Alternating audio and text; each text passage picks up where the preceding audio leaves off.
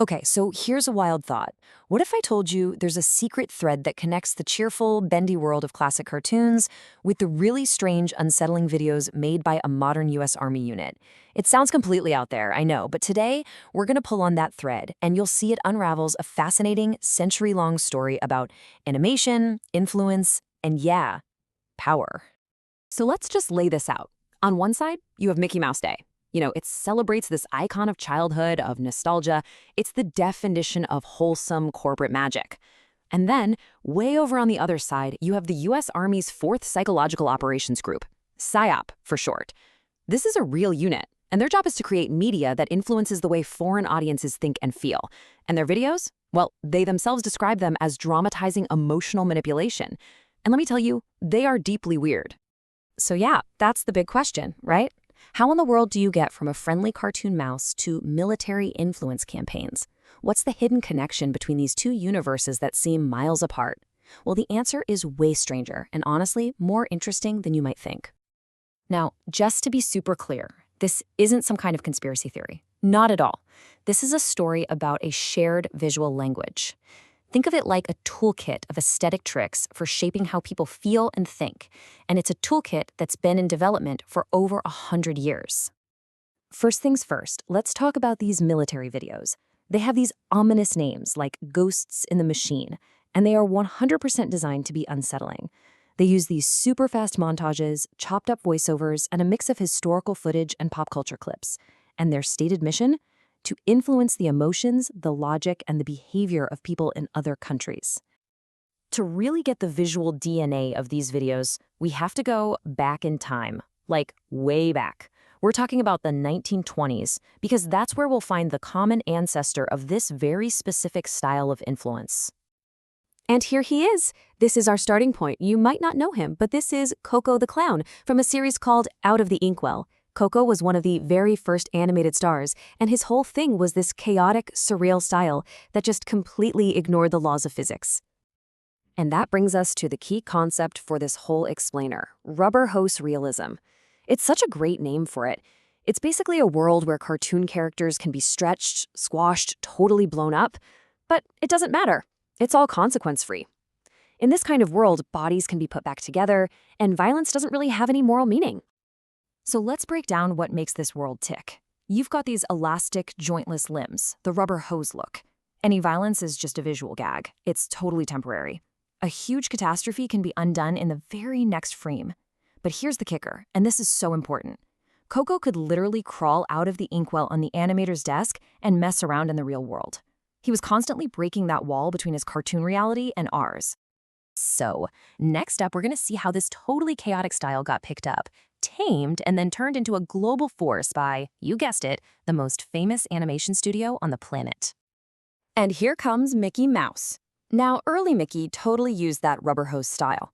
His arms and legs bent like noodles. He got into all sorts of crazy slapstick situations. But Disney made one absolutely crucial change. Unlike Koko, Mickey never ever left his cartoon world. He was sealed off from our reality. And that one simple change took away that weird, unsettling feeling and made him perfectly safe, perfectly corporate-friendly. You can see the evolution right here on this timeline. First, you have Fleischer's wild, chaotic invention. Then, Disney comes along and cleans it up, makes it safe for a global audience. And then, in the 1940s, during World War II, Disney starts making propaganda films for the US government. And just like that, the visual language of cartoons is officially linked with state messaging. This is what led to this whole theory of cultural imperialism. Academics started arguing that behind the cute, innocent face of characters like Mickey Mouse, Disney was actually exporting American values all over the world. The cartoons weren't just fun and games anymore. They were seen as powerful tools of soft power, shaping how the entire world viewed America. Okay, let's fast forward back to today. Now that we have this whole history of rubber hose realism and cultural influence in our back pocket, let's take another look at those bizarre Army PSYOP videos. And boom, you can see it right away. The old tricks are back, just in a new form. Those PSYOP videos are full of screens within screens. That's the modern version of Koko climbing out of the inkwell. They show a world where cause and effect is blurry and, well, elastic. just like in a cartoon. And they create this disorienting feeling by mixing childlike symbols, like cartoons, with really serious images of conflict. So what's the effect of all this? The source material calls it a soft surrealism. It's that feeling that reality itself has become kind of stretchy and cartoonish, like it can be bent and shaped. And, crucially, that someone, somewhere, is the unseen animator pulling all the strings. That feeling is the very goal of a psychological operation. Don't just state a fact. Change someone's entire perception of reality itself. So now we can finally connect all the dots. We can see the whole picture. This isn't just a weird coincidence. It's a shared history, a shared genealogy of using visuals to influence people. I mean, this table just lays it all out so perfectly. Take the tactic of infantilization. What started as simple, cute drawings for kids is now used in PSYOP to lower our critical guard when we see images of war. Or look at dissociation. The consequence-free violence in old cartoons becomes a tool in propaganda to stop us from making a solid moral judgment. In both cases, the real, tough moral questions get pushed aside, and our focus is shifted somewhere else. And again, I have to be really clear here. This isn't about some secret plot. It's about a shared aesthetic toolkit. It just so happens that the visual language created for children's entertainment, a language designed to simplify reality, to manage emotions, and to wrap a message in a fun package, well, it turned out to be incredibly effective for the goals of psychological influence. And this quote just nails the whole idea so beautifully.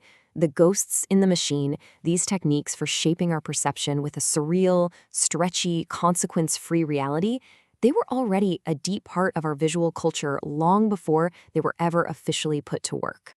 Which, of course, leaves us with one last big question to think about. From Koko the Clown's animator to the Disney Corporation to the anonymous creators of military propaganda today, the tools have definitely evolved. But when the fun, seemingly harmless language of cartoons is used to redraw the lines of our reality, it really makes you ask, who exactly is holding the pen now?